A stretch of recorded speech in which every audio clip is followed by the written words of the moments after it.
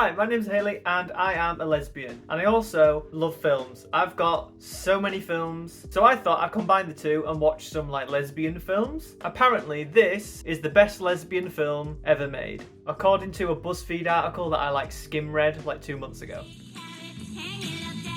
But I'm a Cheerleader is a comedy film about gay conversion therapy, which is obviously a very, very funny topic. The film follows Megan, who's like a high school cheerleader who gets like shipped off to like this anti-gay like boarding school. This film is criminally underrated. Like it's got like 42% on Rotten Tomatoes, which is just far too low. Like that's less than like Cats and Dogs, Jaws 2. Like there's some absolutely terrible films that are rated higher than this. It's also rated a 15, which I think is pretty scandalous. That's the same rating as like Saving Private Ryan. And Saving Private Ryan has like realistic depictions of like D-Day, graphic battlefield injuries. But I'm a Cheerleader just has like girls kissing in it. I guess I'm gonna have to like censor parts of this video because it's just absolutely too scandalous to watch two women kiss. That's just not on. You were right.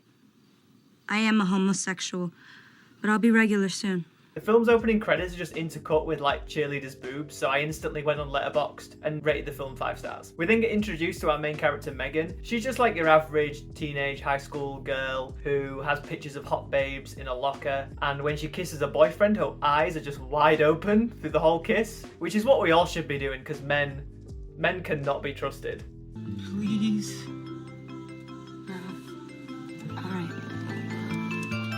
She comes home from school and like a whole family's there doing an intervention, and also RuPaul. Like RuPaul's in this film. I myself was once a gay. RuPaul's last name is Charles. I did not know that. So RuPaul's there and a whole family there, and they're like giving this intervention. They're worried that she might be Lesbian. They think she's a lesbian because she's like a vegetarian. You've been trying to make us eat this tofu. And also she likes Melissa Etheridge. That's a bit of a dated reference. I don't know who that is. Megan gets carted off to True Directions, which is a 2-month gay conversion program. It's like Barbie's Dream House meets Cat in the Hat. Apparently the inspiration was Barbie, but when I was watching it, I just could not stop thinking about Mike Myers and Cat in the Hat. Look, I'm a girl. Hooray. The direction also at times is very like Wes Anderson. You don't want me to actually critique the film, you want me just to cut back to Cheerleaders. We get introduced to our main characters. Admittedly, it's a little bit stereotypical, some of these characters. Like, they're very, like, cookie cutter in a way, which I guess is a lot of comedy films. Andre, actor, dancer, homosexual. The director says that, like, this is, like, based on her own true experiences in, like, conversion therapy or, like, similar things. I can't cast aspersions too much. Maybe this is what conversion therapy's like. I'm Sinead. I like pain. I'm homosexual. We watch as the conversion program starts, and first everyone just admits that they're gay. That's like step 1. I'm a homo. She develops a crush on Graham, who is a girl who instantly starts bullying her as soon as she turns up. Really, princess? Do you want to start the kumbayas? Which is really shocking because that is literally my kink as well. That was a bad joke. We watch as the conversion program starts.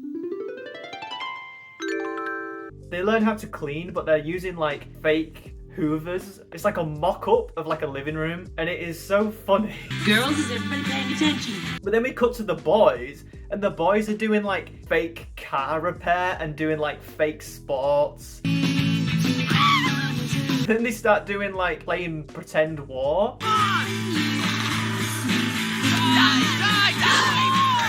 Now I've mentioned it, that's like Saving Private Ryan, that's about war. I mean, these films, they're just basically the same film at this point. Like, I can't even tell the difference. Come on!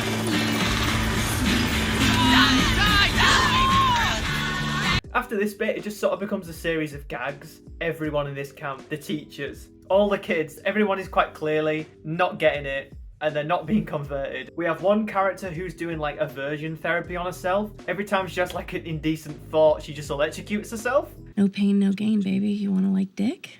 You better start training yourself. 2 boys get caught like getting off with each other. One of them gets sent to a literal doghouse. And if I catch you again, you're out. We get into like the second act, and all the characters like sneak off to go to this gay bar. You didn't tell me you were taking me to a gay bar. And the gay bar's literally called Cocksuckers.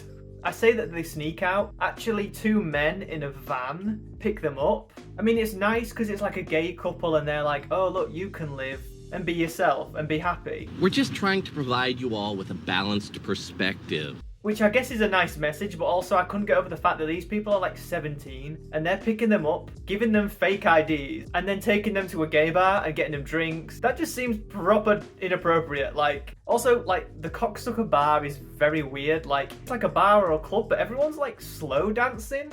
So a blonde girl comes up to Megan and says, oh, do you want to go have a dance? Which is literally my sexual fantasy. And then they like get jealous and Graham gets off with her in an alley, which is also my sexual fantasy. Also, side note, the blonde girl, in the credits she's listed as lipstick lesbian. As the film goes on, like Graham and Megan start to get close, they like touch arms, they chuck a baby around, and eventually, I keep saying get off with each other. That's quite an English way of saying like they have sex. Are you still breathing? So they have sex and then they get caught and Megan gets kicked out, but then she goes to live with like the gay couple from before in like a gay refugee camp. There's not just one way to be a lesbian.